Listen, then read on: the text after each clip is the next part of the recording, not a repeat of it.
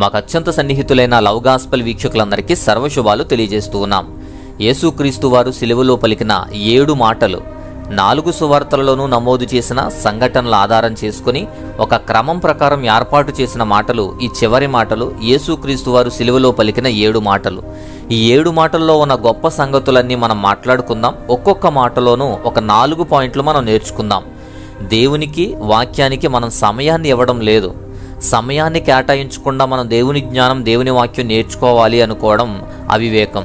కనీసం ఈసారైనా సమయాన్నిచ్చి వివరంగా పూర్తిగా చూడాలి.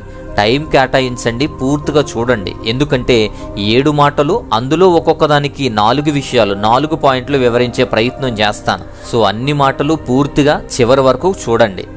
పాప భీతిలో ఉన్న మనం శాశ్వత మరణం నుండి రక్షించడానికి, మనకు శాశ్వత జీవితం ఇవ్వడానికి రక్షకుడైన యేసుక్రీస్తు వారు సిలువలో మరణించారు.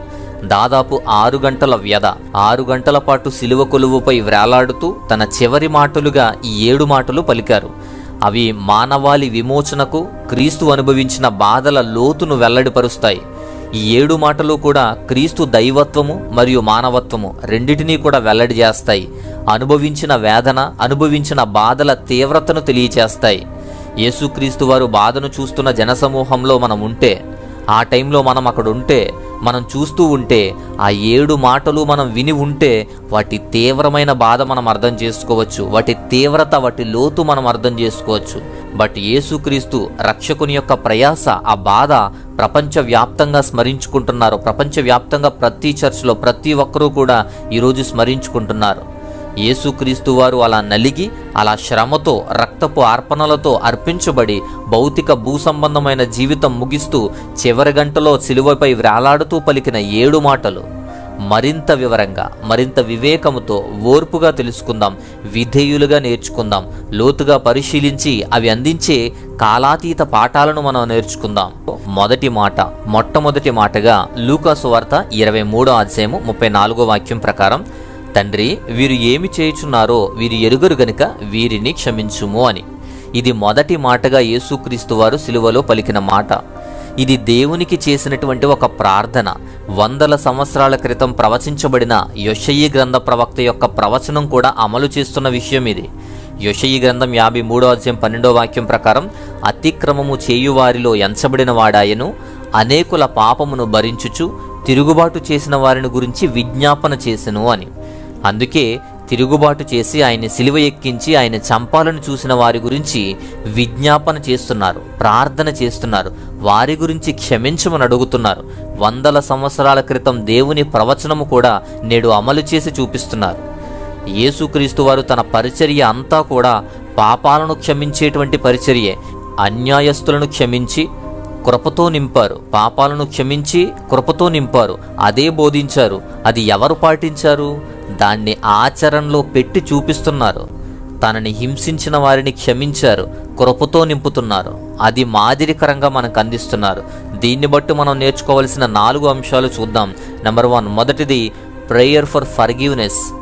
మనం శిక్షించమనో లేకపోతే మనకు న్యాయం చేయమనో అడుగుతాం, కానీ క్షమాపణ కలుగు చేయమని ఎవరు ప్రార్థన చేయలేరు. కాబట్టి ఇది క్షమాపణ ప్రార్థన. మనం అవసరాల కోసం ప్రార్థిస్తాం, స్తుతి చేస్తాం, మహిమ కొరకు, ఇతరుల శ్రేయస్సు కొరకు, అనారోగ్య సమస్యల గురించి, ఆర్థిక సమస్యల గురించి ప్రార్థిస్తాం. కానీ ప్రపంచంలో తనని హింసించి చంపుతున్న వారి గురించి క్షమించడమే కాదు, ఇంకా క్షమించమని దేవునికి కూడా ప్రార్థన చేస్తున్నారు. ఇతరుల క్షమాపణ కోసం ప్రార్థించడం మొట్టమొదటి విషయం ఇది. ప్రజలు ఎక్కువగా పాపం చేసి అజ్ఞానంతో, ఆధ్యాత్మిక అంధత్వంతో నిండుకుంటారు. అలాంటి మానవ స్థితిని అర్థం చేసుకుని వారికి తెలియదని వారిని క్షమించమని ప్రాధేయపడ్డం అనేది యేసుక్రీస్తు వారి యొక్క వ్యక్తిత్వం.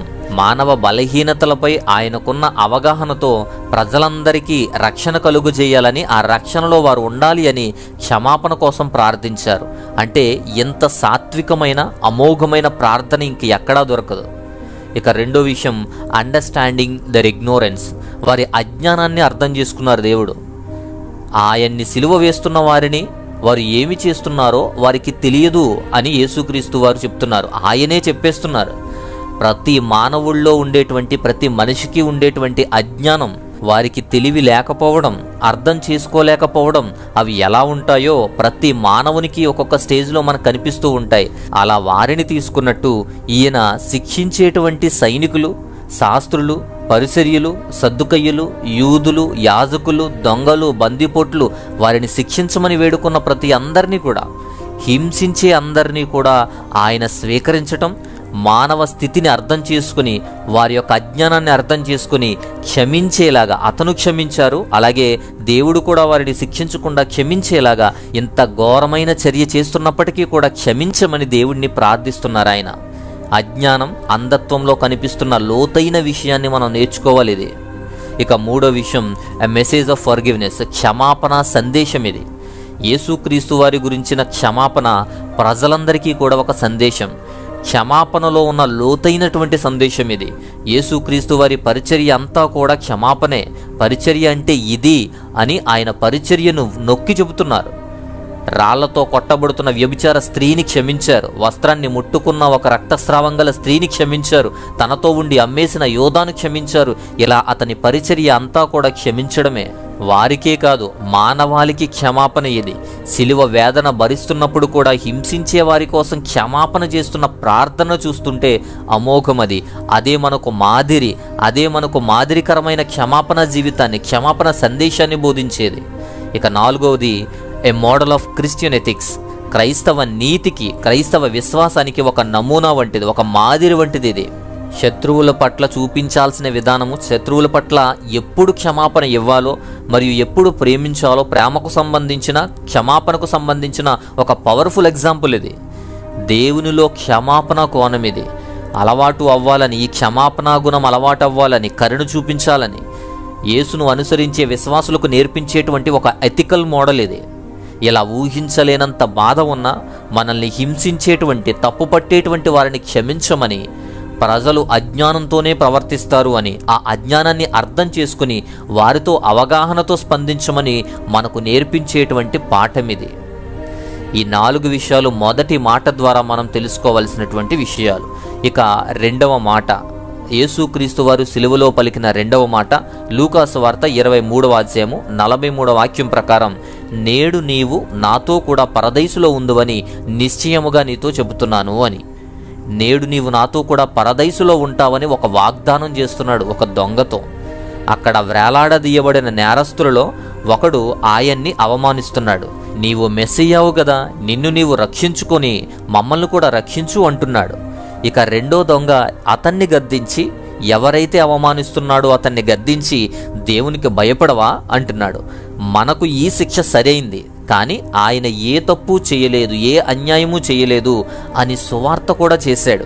ఒక దొంగకి బోధించాడు, దేవునికి భయపడ్డాడు ఈయన, సత్యం తెలుసుకున్నాడు. ఇంకొక వ్యక్తికి బుద్ధి చెప్పాడు, దేవుని రాజ్యం ఉందని నమ్మాడు, శాశ్వతమైంది అని నమ్మాడు. నీ రాజ్యంలో నన్ను జ్ఞాపకం చేసుకోమన్నాడు.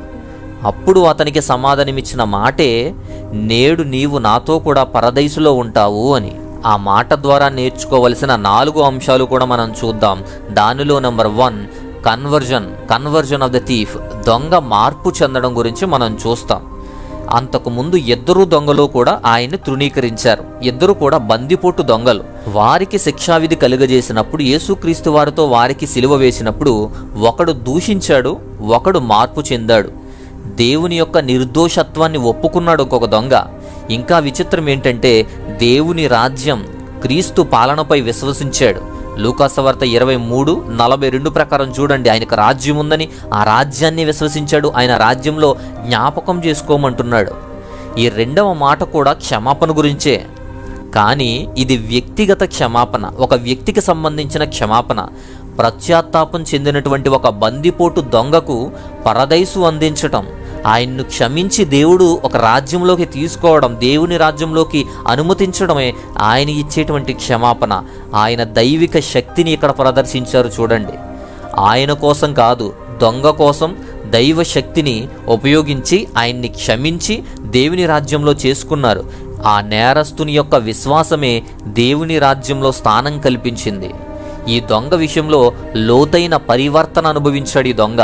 యేసుక్రీస్తు వారి యొక్క నిర్దోషత్వాన్ని కూడా గుర్తు చేస్తూనే తన తప్పులు తెలుసుకుంటున్నాడు, తన అపరాధాలు ఒప్పుకుంటున్నాడు, ఆ అపరాధాలకు ఈ శిక్ష కూడా సరైనదే అని ఒప్పుకుంటాడు, న్యాయాన్ని అంగీకరిస్తున్నాడు ఈ దొంగ. ఆ దొంగ మార్పు చెందాడు. ఆ మార్పును బట్టి దేవుడు కృప చూపించాడు. ఇక రెండవది నేర్చుకోవాల్సిన రెండో విషయం ఫెయిత్ అండ్ సాల్వేషన్. ఆయనకున్న విశ్వాసము, అలాగే ఆ విశ్వాసం ద్వారా వచ్చిన రక్షణ. పశ్చాత్తాపం పొందిన దొంగ యేసు, నీవు నీ రాజ్యంలోకి వచ్చినప్పుడు నన్ను జ్ఞాపకం చేసుకునుము అని అడుగుతాడు, ఒక రిక్వెస్ట్ చేస్తాడు, అలా వేడుకుంటాడు. అలా వేడుకోవడం ఆ దొంగకున్న విశ్వాసాన్ని రుజువు చేసింది. విపత్కర పరిస్థితులు, మరణం కూడా ఎదురుగా ఉన్నా సరే మెస్సియాను నమ్మి అక్కడ రక్షణ కోరుకుంటున్నాడు. ఇప్పుడు యేసుక్రీస్తు వారు అన్న మాటే అతనికి రక్షణ తెచ్చిపెట్టింది, సాల్వేషన్ని తెచ్చిపెట్టింది. నేడు నీవు నాతో కూడా పరదైసులో ఉంటావు అని యేసు చెప్పారు. ఆ దొంగ మార్పు చెంది విశ్వాసం చూపిస్తే యేసుక్రీస్తు వారు కృప చూపించి రక్షణ తెచ్చిపెట్టారు.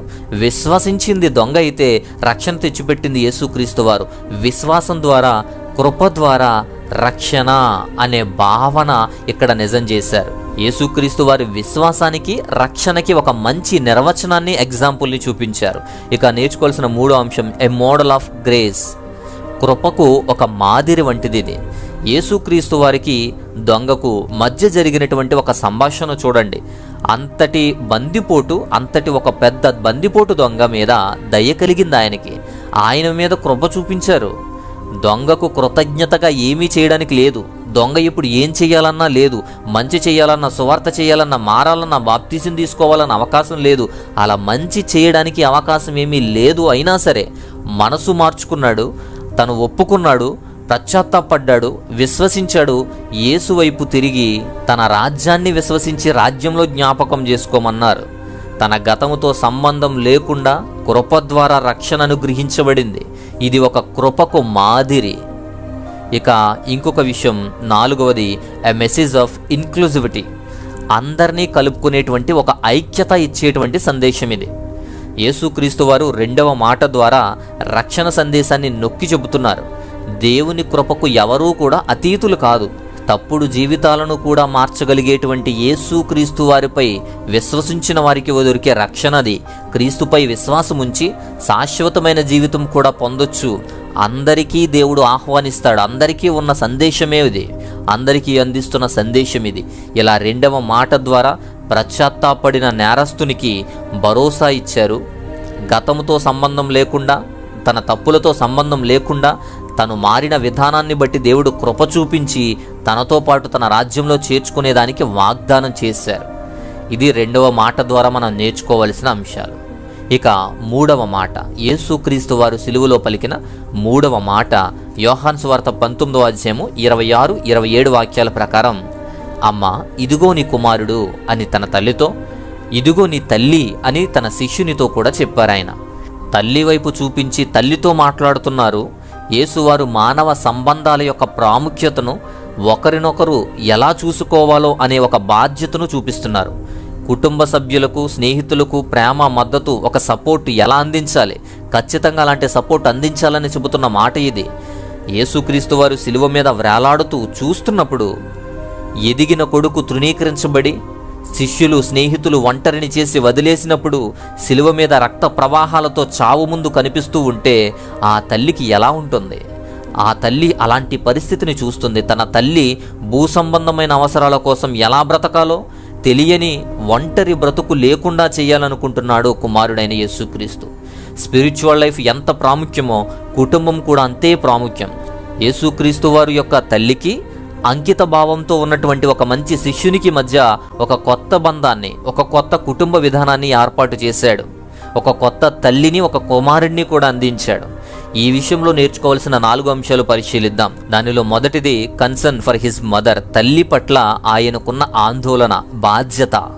శిలువపై హృదయ విచారకర సమయంలో తన తల్లి ఎలా బ్రతుకుతుంది, ఎలా ఒంటరిగా ఉండగలుగుతుంది, ఒంటరిగా ఎలా ఉండబోతుంది, తల్లి క్షేమం పట్ల ఆందోళన వ్యక్తం చేస్తున్నారు. శారీరకంగాను ఆత్మీయంగానూ కూడా తీవ్రంగా బాధపడుతున్నా సరే తన మరణం తర్వాత తన తల్లిని ఎలా జాగ్రత్తగా చూసుకోవాలో ఆలోచన చేసి, జాగ్రత్తగా చూసుకోవడానికి ఎలాంటి వ్యక్తిని నిర్ణయించాలి అని ఆలోచన చేసి లోతైనటువంటి ప్రేమను, తల్లి ప్రేమను, విధేయతను తెలియపరుస్తుంది. అక్కడ అలాంటి విషయాన్ని తెలియజేస్తుంది దీనిని బట్టి. సో యేసుక్రీస్తు వారికి తన తల్లి మీద కూడా అంత లోతైన ప్రేమ ఉంది, తల్లి పట్ల ఆందోళన కూడా ఉంది అని గమనించండి.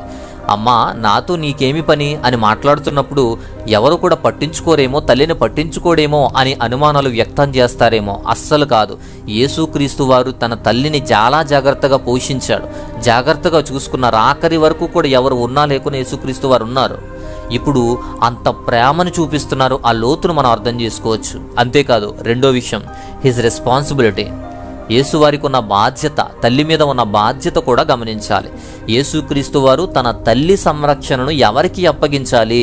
తనకు నమ్మకమైనటువంటి, తాను ప్రేమించేటువంటి ఒక శిష్యుడున్నాడు, మాట వినేటువంటి ఒక మంచి తమ్ముడున్నాడు. అతనే యోహాను. అపోస్తులుడైన యోహానుకు ఆ తల్లిని అప్పగించాడు. తన బాధ్యతగా, ఆ యేసుక్రీస్తు వారి బాధ్యతగానే యోహాను చూసుకోమని అప్పగించాడు. భౌతిక సంబంధమైన శ్రేయస్సు మాత్రమే కాదు, ఆత్మీయ సమాజానికి కూడా ఒక కొత్త కుటుంబం వంటిది ఇది. దీని ద్వారా బాధ్యత అంటే ఎలా ఉండాలి, ఆత్మీయతలో కూడా ఇలాంటి ఐక్యత కావాలి అని సూచించారు. ఇక మూడో విషయం, నేర్చుకోవాల్సిన మూడో అంశం, ఎ సైన్ ఆఫ్ హ్యూమనిటీ. మానవత్వానికి కూడా సూచనగా ఇది మనకు కనబడుతుంది. మూడవ మాట ద్వారా తల్లి బాధ్యతను ఒక శిష్యునికి, ఆ శిష్యుని బాధ్యతను ఒక తల్లికి అప్పచెప్పేటువంటి ఒక మంచి మానవ బంధాన్ని, ఒక హ్యుమానిటీని తెలియచేసేది. మూడవ మాట ద్వారా మానవత్వాన్ని హైలైట్ చేస్తుంది. ఇక్కడ ఆయన దేవుని కుమారుడు అయినప్పటికీ మానవ విలువలు, ఎమోషన్స్ కూడా ఉన్నాయి. కుటుంబ బాధ్యత కూడా అనుభవించారు. తన తల్లి పట్ల ఉన్న శ్రద్ధ భూ సంబంధమైనటువంటి రియాలిటీని స్పష్టం చేస్తుంది. అలాగే యోహానుని గురించి కూడా ఆయన ఆలోచన చేసి యోహానును కూడా తల్లిని చూసుకోమన్నట్టే అక్కడ మనకు స్పష్టమవుతోంది. ఒక తల్లిగా, ఒక కుమారునిగా చూసుకోమని తల్లికి, ఒక తల్లిగా చూసుకోమని ఒక కుమారునికి కూడా తెలియచేసిన మాటలు మనం చూస్తాం. ఇక నాలుగవ పాఠం, సింబాలిజం, ఆత్మీయతలో ఉన్నటువంటి లోతు.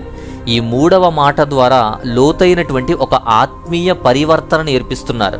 ఒక ఆత్మీయ పరివర్తన మనకు ఇక్కడ తెలుస్తుంది. తల్లిని అప్పగించింది నమ్మకమైనటువంటి ఒక అపోస్తులుడికి.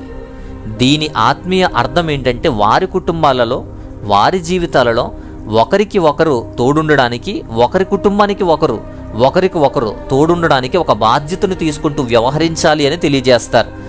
అపోస్తులందరికీ కూడా ఈ విధంగానే బోధించారు. అపోస్తులందరూ కూడా ఆ తర్వాత అలానే ఉన్నారు అని గుర్తు చేసుకోండి. అపోస్తులందరూ ఒకరి కుటుంబానికి ఒకరికి ఒకరు తోడుంటూ పరిచర్య చేస్తున్నారు. ప్రపంచ నలుమూలలా వెళ్ళినప్పటికీ వారి కుటుంబాలను, వారిని రక్షిస్తూ ఒకరికి ఒకరు సహకరించుకుంటూ వెళ్ళారు. కష్ట సమయాల్లో కూడా మానవుడు తన వారి యొక్క క్షేమం కోసం ఎలా బాధ్యతగా వ్యవహరించాలో ఈ 4 అంశాల ద్వారా, ఈ 4 పాయింట్స్ ద్వారా, ఈ పాఠాల ద్వారా మనం నేర్చుకోవచ్చు. ఆ పాఠాలనే ఈ మూడవ మాట ద్వారా దేవుడు మనకు తెలియజేస్తున్నాడు. సో ఇక 4వ మాట, యేసుక్రీస్తు వారు సిలువపై పలికినటువంటి 4వ మాట జ్ఞాపకం తెచ్చుకుందాం. మార్కు సువార్త 15:34 వాక్యం ప్రకారం, నా దేవా, నా దేవా, నన్నెందుకు చెయ్యి విడిచితివి అని అర్థం. అలాగే ఇంకొక వాక్యంలో కూడా మత్తయి సువార్తలో కూడా ఉంది. మత్తయి సువార్త 27:46 ప్రకారం, ఏలి ఏలి లామా సబక్తాని, అంటే దాని అర్థం కూడా అక్కడ ఉంది, నా దేవా, నా దేవా, నన్నెందుకు చెయ్యి విడిచితివి అని. ఎలోయి ఎలోయి లామా సబక్తాని అనే పదం మనకు కనబడుతుంది. యేసు వారి వేదనకరమైన క్షణంలో, అంధకారం అలమటించేటువంటి వేళ, లోపల నుండి వస్తున్నటువంటి భావోద్వేగాలు దేవునికి తెలియపరుచుకుంటున్నాడు. తన తండ్రికి మొరపెట్టుకుంటున్నారు. మత్తయి సువార్త, మార్కు సువార్తలో కనిపించే ఈ మాటను 4వ మాటగా ఇంచుమించు మధ్యాహ్నం 3 గంటలకు చాలా బిగ్గరగా కేక వేసి, ఎలోయి ఎలోయి లామా సబక్తాని అంటే దాని అర్థం కూడా అక్కడే ఉంది. నా దేవా, నా దేవా, నన్నెందుకు విడనాడితివి అని పలికారు. అది ఒక కేక, బిగ్గరగా కేక వేసి అని మాట్లాడుతున్నారు. దేవునికి బిగ్గరగా మొరపెట్టుకుంటున్నాడు ఈయన. దేవునికి చెయ్యి విడిచినటువంటి ఆ క్షణంలో ఆయన మరింత బాధపడ్డారు, మరింత బాధించబడ్డారు. దానికి సంబంధించిన 4 అంశాలు, 4 పాయింట్స్ మనం చూద్దాం. నెంబర్ 1, మొదటిది ఎ క్రై ఆఫ్ అబాండన్మెంట్. అది బాధాకరమైనటువంటి ఒక ఘోష, ఒక బాధ.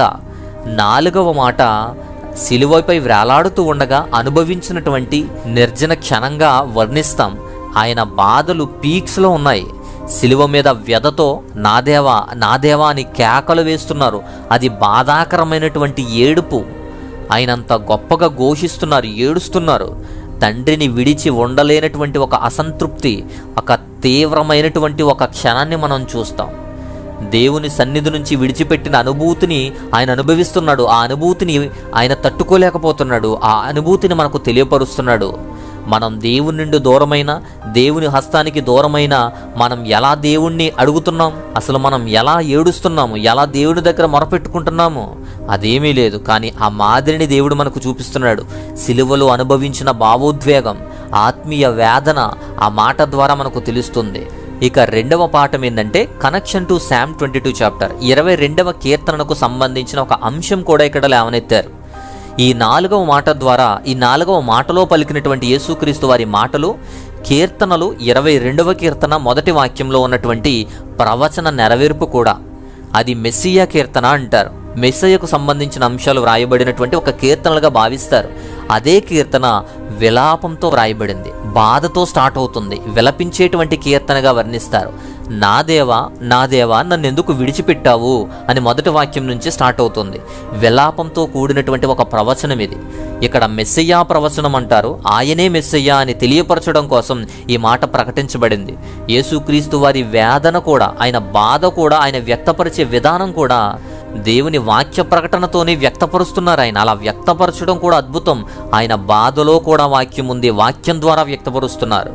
ఇక నేర్చుకోవాల్సిన 3వ పాయింట్ థియోలాజికల్ సిగ్నిఫికెన్స్ అనేది, లేఖనాల యొక్క ప్రాముఖ్యత కూడా మనం ఇక్కడ చూడొచ్చు. యేసుక్రీస్తు వారు సిలువలో పలికిన ఈ 4వ పదంలో లోతైనటువంటి ఒక ఆత్మీయ అర్థాన్ని, ఒక వాక్య జ్ఞానాన్ని కలిగి ఉంటుంది. యేసుక్రీస్తు వారు పాపరహితుడు, పరిపూర్ణుడు, దేవుని కుమారుడు. అలా అంతటి దైవ కుమారుడు మానవాళి యొక్క పాపము ద్వారా, ఆ భారం మోయటం ద్వారా దేవుని నుండి దూరమైపోతున్నారు. పాప భారం ఆయన మీదకు వెళ్తుంది. ఆయన ఆ పాప భారాన్ని మోస్తూ దేవునికి దూరమయ్యేటువంటి క్షణాన్ని ఆయన తట్టుకోలేకపోతున్నాడు. దేవునితో పరిశుద్ధంగాను పరిపూర్ణంగాను ఉండేటువంటి వ్యక్తి ఆయన దేవునికి దూరమయ్యే క్షణం నిజంగా నరకంగా అనిపిస్తుంది.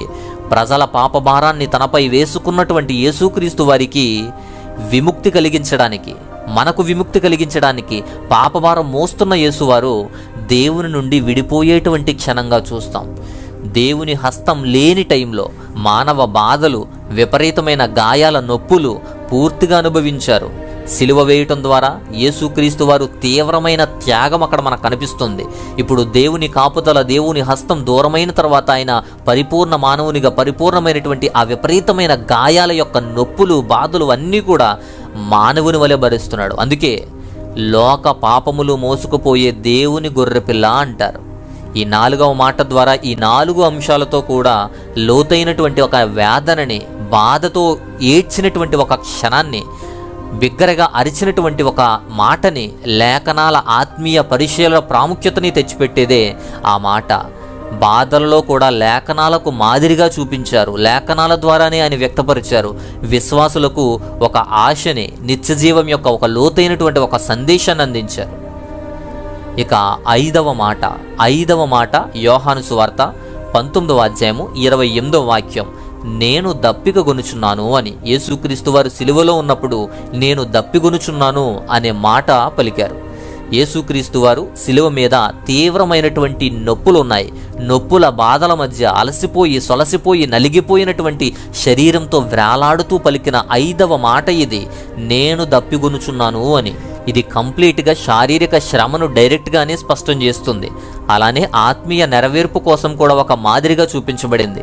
యేసుక్రీస్తు వారు మాత్రమే అందించేటువంటి జీవజలాన్ని వెతికేటువంటి ఒక ప్రాముఖ్యతను కూడా బోధిస్తుంది. సో ఈ మాట ద్వారా ఒక 4 పాయింట్స్ నేర్చుకుందాం. మొదటిది ఫిజికల్ సఫరింగ్, శారీరక శ్రమ. యేసుక్రీస్తు వారు దైవ కుమారుడు, దేవుడు కదా, శారీరక శ్రమ, ఆయనకు ప్రొటెక్షన్ ఏదైనా ఉందా అనుకోవచ్చు. కానీ శారీరక శ్రమ 100% ఆయన అనుభవించారు. 5వ మాట ద్వారా సిలువపై అనుభవించినటువంటి తీవ్రమైన శారీరక బాధను హైలైట్ చేస్తుంది. ఇది కొరడా దెబ్బలు, మొల్ల కిరీటం, సిలువను మోయటం, మోస్తూ కొట్టబడటం, సిలువ వేసి మేకులు కూడా దించడం, మానవ పాప భారాన్ని కూడా మోస్తూ సిలువపై గంటల తరబడి బాధ అనుభవిస్తున్నారు. తీవ్రమైన దాహం అనుభవిస్తున్నారు. అది మానవాళి తరపున ఆయన ఎదుర్కొంటున్న నిజమైనటువంటి ఒక పరీక్ష, బాధాకరమైనటువంటి ఒక పరీక్ష. అంతటి శారీరక శ్రమ అనుభవించారు. ప్రతి రక్తపు బొట్టు వరకు, ప్రతి రక్తపు బొట్టు కూడా కార్చారు ఆయన. ఎందుకంటే బల్లెముతో పొడిచినప్పుడు ఆఖరి రక్తపు బొట్టు నీరు కూడా శరీరం నుంచి రావడాన్ని చూస్తాము. ఆఖరి బొట్టు వరకు కూడా ఆయన శ్రమించాడు, ఫిజికల్ సఫరింగ్ అనుభవించాడు. నెంబర్ 2, రెండవ పాఠం ఫుల్ఫిల్మెంట్ ఆఫ్ ఎ ప్రాఫెసీ. లేఖన నెరవేర్పు కూడా ఇందులో ఉంది.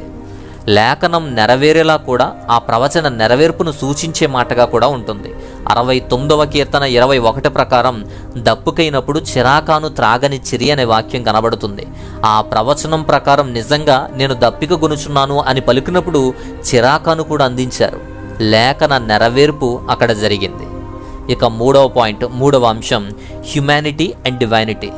మానవత్వం, దైవత్వం, అంటే మానవ తత్వము, దైవతత్వము రెండూ కూడా ఇక్కడ కనబడుతున్నాయి. ఈ 5వ మాట ద్వారా యేసుక్రీస్తు వారి మానవతత్వము, దైవతత్వము రెండు అంశాలు కనిపిస్తాయి. భౌతిక సంబంధమైన శారీరక శ్రమ ద్వారా మానవ తత్వం తెలుస్తూ ఉండగా అదే మాట ద్వారా దైవిక విషయాన్ని కూడా చెబుతున్నారు. అంత తీవ్రమైన బాధలో ఉండి కూడా యేసుక్రీస్తు వారి ప్రణాళిక మర్చిపోలేదు, లేఖనాల నెరవేర్పు మర్చిపోలేదు. ఆయన బాధల్ని కూడా దేవుని వాక్యాలతో వ్యక్తపరచడం మానవ జీవితాలకు సాధ్యం కాదది. పూర్తిగా దేవునిగా, పూర్తిగా మానవునిగా తెలిపేటువంటి ఒక స్వభావాన్ని ఇక్కడ మనం చూస్తాం. ఇక 4వ పాయింట్, 4వది లివింగ్ వాటర్. జీవజల నీటికి ఒక సాదృశ్యాన్ని ఇస్తున్నాడు, జీవజల నీరు గురించి.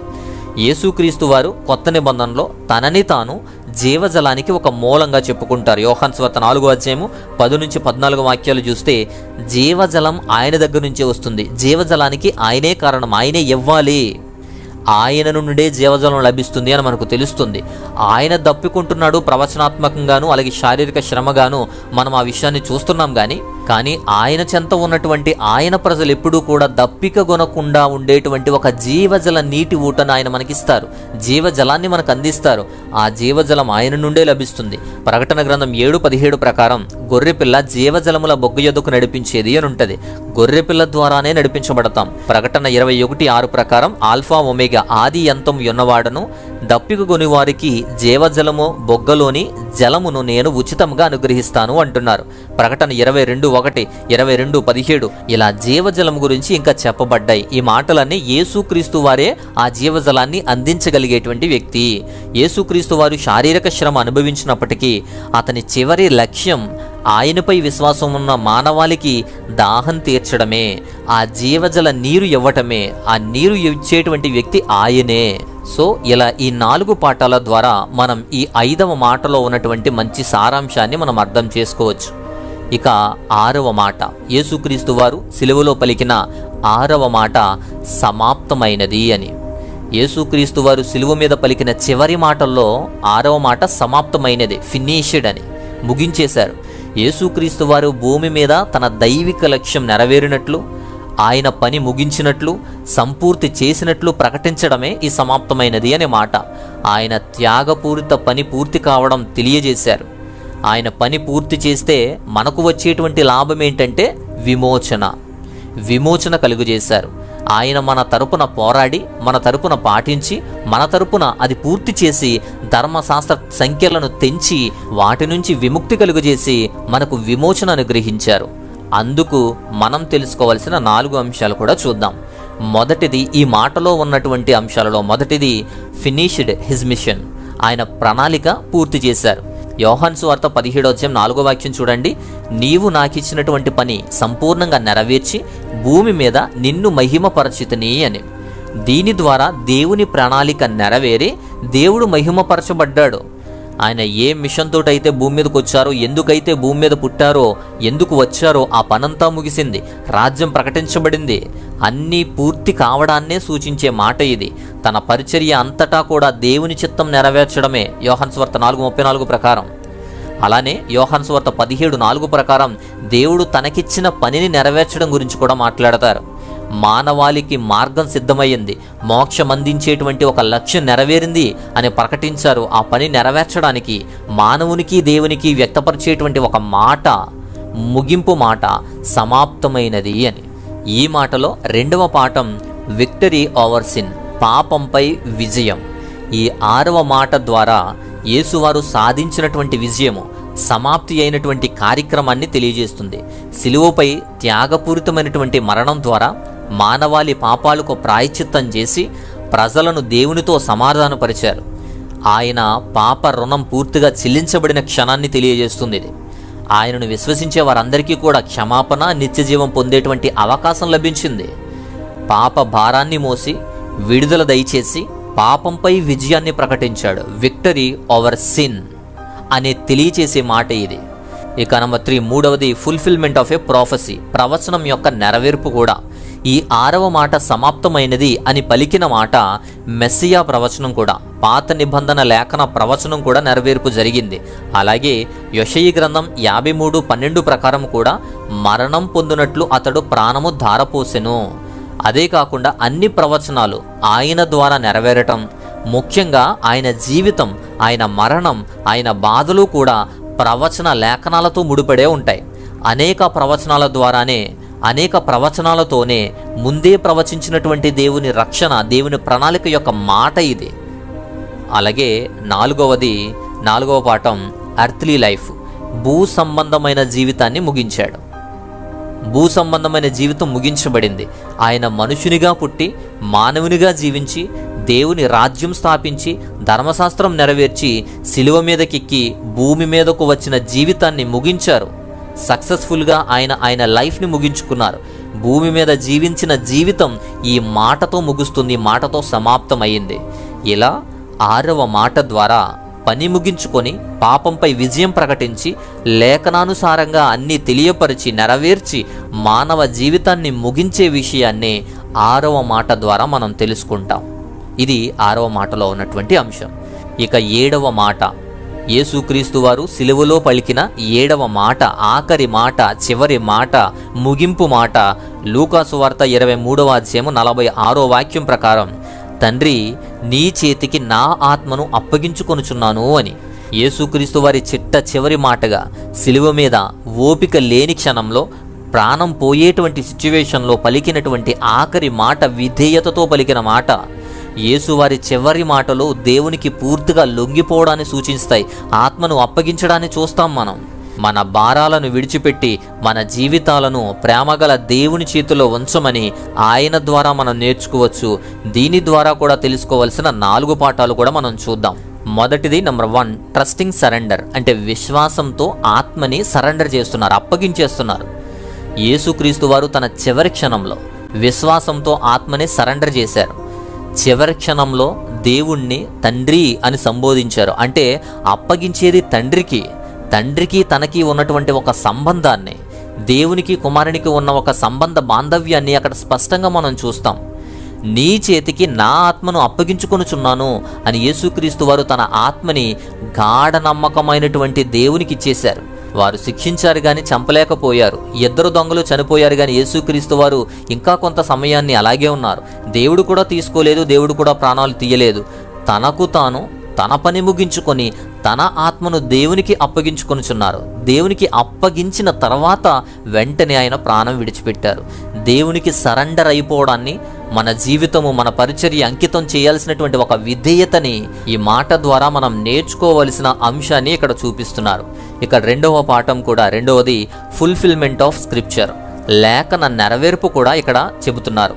యేసుక్రీస్తు వారు పలికిన 7వ మాట ద్వారా కూడా యేసు లేఖనానుసారమే ప్రవర్తించి ప్రాణం విడిచి తన ఆత్మను అప్పగించారు అని మనకు అర్థమవుతుంది. 31వ కీర్తన 5వ వాక్యం ప్రకారం, నా ఆత్మని నీ చేతికి అప్పగించుకొనుచున్నాను అనే ప్రవచనం కనబడుద్ది. ఆ కీర్తనాకారుడు చేసిన ప్రవచనం ప్రకారము కూడా అక్కడ నెరవేర్పు కూడా జరిగింది. ఈ వాక్యాన్ని కోట్ చేయడంతోనే పాత నిబంధన ప్రవచనాన్ని నెరవేర్చడంతో పాటు రక్షణ ప్రణాళిక నెరవేర్పుగా కూడా తన ప్రాణాన్ని అర్పించుకున్నారు. ఆ పాత్రను మనం అలా అర్థం చేసుకోవాలి. ఇక నంబర్ 3, మూడవ పాఠం, పీస్ఫుల్ ట్రాన్సిషన్, ప్రశాంతమైనటువంటి ఒక ముగింపు. యేసుక్రీస్తు వారు 7వ మాట ద్వారా, తన చివరి మాట ద్వారా, తన చివరి శ్వాస తీసుకుని భూ సంబంధమైన జీవితం నుండి శాశ్వతంగా జీవించడానికి ప్రశాంతమైనటువంటి ఒక మాట పలికి తన ఆత్మను అప్పగించారు. ఇది ఉద్దేశపూర్వకంగా ఆత్మ పరివర్తనం చెందడమే అవుతుంది. ఆత్మ ట్రాన్స్మిట్ అవుతుంది, దేవుని దగ్గరికే వెళ్తుంది. ఆయన మరణం ఓటమి కాదు, ఆయన మరణం ఒక విజయం. ఇది శిక్ష కాదు, ఆయనకి ఇష్టం. ప్రాణం తీసి చంపటం వెనుక కూడా ఆయన ప్రశాంత ఆత్మ పరివర్తనం అనేది కనిపిస్తుంది. అలా స్వచ్ఛందంగా లొంగిపోయాడు. స్వచ్ఛందంగా ఆయన తన ప్రాణాన్ని దేవునికి అప్పగించేటువంటి ఒక చర్య మానవాళికి మోక్షాన్ని అందించేటువంటి తన లక్ష్యాన్ని నెరవేరుస్తుంది. ఆ లక్ష్యాన్ని మనం అర్థం చేసుకోవాలి. 4వ పాఠం, 4వది కూడా అజ్యూరెన్స్, ఒక హామీ, దేవుని హామీ. 7వ మాట ద్వారా దేవునికి తన ఆత్మను అప్పగించుకోవడంలో, దేవుని చెంత చేర్చబడడానికి, ఆయన చేతికి ప్రాణాన్ని ఇవ్వడానికి పలికినటువంటి మాట అది. దేవుని చెంత చేర్చబడాలి, అది దేవుని హామీ. యేసుక్రీస్తు వారు దేవునికే ఆత్మనివ్వటం గురించి వారి అనుబంధమే కాదు, ఆత్మను ఎలా ఫలించాలి, ఎలా అప్పగించాలి అనేది కూడా సూచిస్తుంది ఇక్కడ. విశ్వాసులు తన ఆత్మని దేవునికి ప్రేమపూర్వకంగా సంరక్షణకు అప్పగించవచ్చు అనేటువంటి అంశాన్ని తెలియపరచడం కూడా మనం ఇక్కడ అర్థం చేసుకోవాలి. మన్నైనది మన్నే అవుతుంది, దేవుని ఆత్మ దేవునిదవుతుంది అనే విషయం మనకు స్పష్టం కావాలి. అలా దేవునికి ఇవ్వాల్సినటువంటి ఒక ఉద్దేశం ఇది. ఇలా 7 మాటల ద్వారా ఈ 7వ మాటలో కూడా 4 అంశాలు మనం నేర్చుకోవచ్చు. అలా యేసుక్రీస్తు వారు తన ప్రాణాన్ని దేవునికే అప్పగించుకుంటున్నారు. అలా అప్పగించి వెంటనే ప్రాణం విడిచారు. అలా యేసుక్రీస్తు వారు సిలువలో 7 మాటలు పలికిన తర్వాత ఆయన తన ప్రాణాన్ని, తన శ్వాసని విడిచి ఆయన చనిపోయారు. సో కంప్లీట్గా ఈ 7 మాటలు ఇవి. చివరగా బాధతో చివరి క్షణంలో పలికిన 7 మాటలు మానవాళిపై చెరగని ముద్ర వేస్తాయి. ప్రతి చోట చెప్పబడుతున్నాయి, చర్చించబడుతున్నాయి. ప్రాంతీయ, కుల, మత, జాతి భేదాలు లేకుండా వాటిని అధిగమించి దేవుని నుండి వచ్చినటువంటి ఉనికిని, మన పరిస్థితిని కూడా గుర్తు చేస్తాయి. ఈ 7 మాటల్లో కూడా మొదటిది క్షమాపణ, రెండోది మోక్షం, మూడోది కరుణ, 4వది కుటుంబ బాధ్యత, 5వది పరిత్యాగము, 6వది ముగింపు, 7వది నమ్మకము. ఇలా 7 వృత్తాంతాలు కూడా మనం నేర్చుకోవచ్చు. యేసుక్రీస్తు ప్రాముఖ్యతను, లోతైనటువంటి విషయాలను ఈ మాటలు మనకు అందిస్తాయి. సిలువలో పలికినటువంటి 7 మాటలు మన జీవితాలకు అనేక విధాలుగా ప్రభావితం చేస్తాయి. గుడ్ ఫ్రైడేకి జ్ఞాపకం తెచ్చుకొని పునరుద్ధానానికే మర్చిపోతున్నాము. అలా ఉంటే ఎలా ప్రభావితం అవుతాము? ఈ 7 మాటలు, ఆ ప్రభావము, ఆ శక్తి మనకు ఎలా వస్తుంది? సో గమనించండి, మనం ఈ రోజు విని సాయంత్రానికి లేదా పునరుద్ధాన రోజుకి మర్చిపోయే అంశాలుగా మనం వింటే మన పరిస్థితి కూడా అలానే ఉంటుంది.